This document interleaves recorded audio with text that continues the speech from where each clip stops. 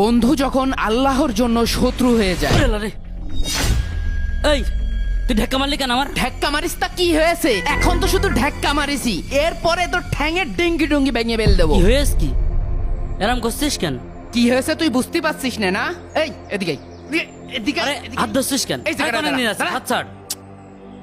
আরে বুঝলাম না, তুই এরম টানা হেসা করছিস কি জন্য? টানা হাজরা কি করতে কছি তুই বুঝতে পারছিস না? না তোর সাথে আমি আর এই তামাকের ব্যবসা করব না, তুই আমার টাকা ফেরত দে। কি ব্যবসা করবি না মানে? ব্যবসা করব না মানে ব্যবসা করব না, আমার কথা সাপ সাপ, তুই আমার টাকা ফেরত দে। এখনো তো আমাকে জ্বালাতে পারলাম না, বেল বানতে পারলাম না, মহাজনের কাছে টাকা নিয়ে আরেছে, সে টাকা আমি এখনো শোধ দিতে পারলাম না। তামাক বেচবো তারপরে তার টাকা শোধ দেবো। তোর টাকা আমি কনতে দেবো? আমি কি টাকার গাছ লাগাই তুইছি? তুমি এসলে টাকা চাইলে আর দিয়ে দিলাম তোমার। ভাই আমি অত কিছু তো জানি না, তুই আমার টাকা কোনটা এনে দিবি আমি জানি না, দরকার হয় জাহান্নামটা এনে দে, তাও আমার টাকা দে, আমি তোর সাথে ব্যবসা করব না। ব্যবসা করার সময় তোমার মনে ছিল না যে তামাক বিক্রি করার পরে লোকে টাকা দেয়? তুমি কাজের কাজ না করে আমার কাছে টাকা চাতে এসো, তুমি টানা হাসরা করছো, ধাক্কা মারছো, তুমি পাগল পেয়ে নিয়েছো আমার না? আজ 10 বছর ধরে তোর সাথে আমি তামাক চাষ করছি, আমার সাইডে ছেলেপেলে প্রতিবন্ধী হয়েছে, তাই এত টাকা দিয়ে আমি কি করব? এই ব্যবসার জন্য আমার ছেলেপেলে এরকম প্রতিবন্ধী হয়েছে। তা তোর ছেলেবেলে প্রতিবন্ধী হয়েছে, সে দোষ কি আমার? না না, সেই দোষ তোরও না আমারও না, এই তামাকের। তামাকের আবার কিসির দোষ? প্রত্যেক সিজনে এক এক বিঘায় 80,000 করে লাভ। 5 বিঘা আমরা তামাক চাষ করি, 5 বিঘায় 4 লাখ টাকা লাভ। তোর 2 লাখ টাকা, আমার 2 লাখ টাকা, তাহলে এত টাকা পয়সা তামাকের দোষ হবে কি জন্য? আমার বাড়ি তো ছেলেবেলে আছে, আমার তো একটা প্রতিবন্ধী হয় না। তোমার দেশে ছেলেবেলে প্রতিবন্ধী হবে, সে দোষ তুমি তামাকের দিবা না? অত কিন্তু তুমি বুঝি না ভাই।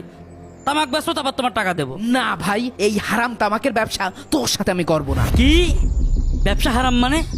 যে ব্যবসা আমার রক্তে মিশে আছে, যেই ব্যবসা আমি আর তুই 10 বছর ধরে করছি, যেই ব্যবসা হযরত মুহাম্মদ সাল্লাল্লাহু আলাইহি সাল্লাম বলেছে হালাল, ব্যবসায় বরকত আছে, সেই ব্যবসা তুই হারাম করলি মানে? ভাই তোর সাথে আমি অত তর্কি করতে যাচ্ছি না, মারামারি করবো নাকি এখন? তুই মারামারি করবি মানে? তুই আমার হুমকি দিস? তোর স্ক্যান তুই আমার ব্যবসা হারাম করিস? আব্বা কাকারা মারামারি করছে, যাই দিন দাদা ডেকে নিয়ে আসি।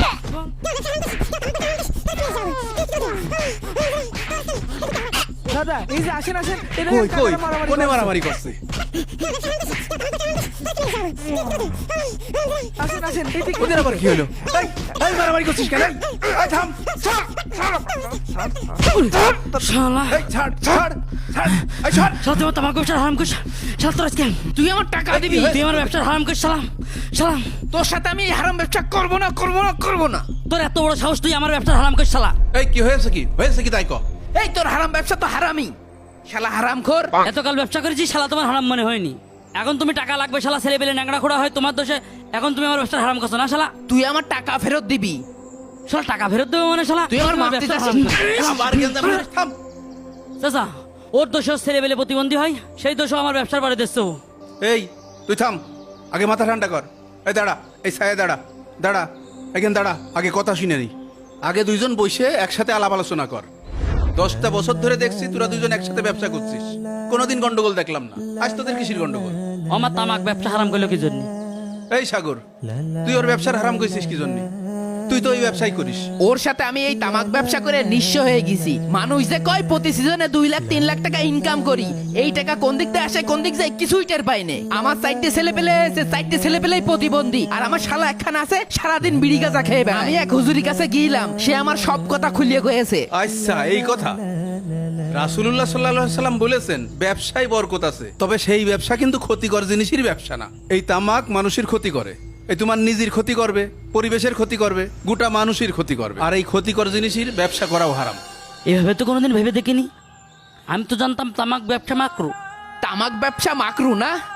ওই জর্দাখোর পানখোর বিড়িখোর হুজুরির ওয়াজ শুনলেই তোমার কাছে তামাক ব্যবসা মাকরুই মনে হবে। তুমি যদি এতই বুঝতে না, এই গু চাষ করতে না। তোর জন্য আমার 10টা বছর নষ্ট হয়েছে।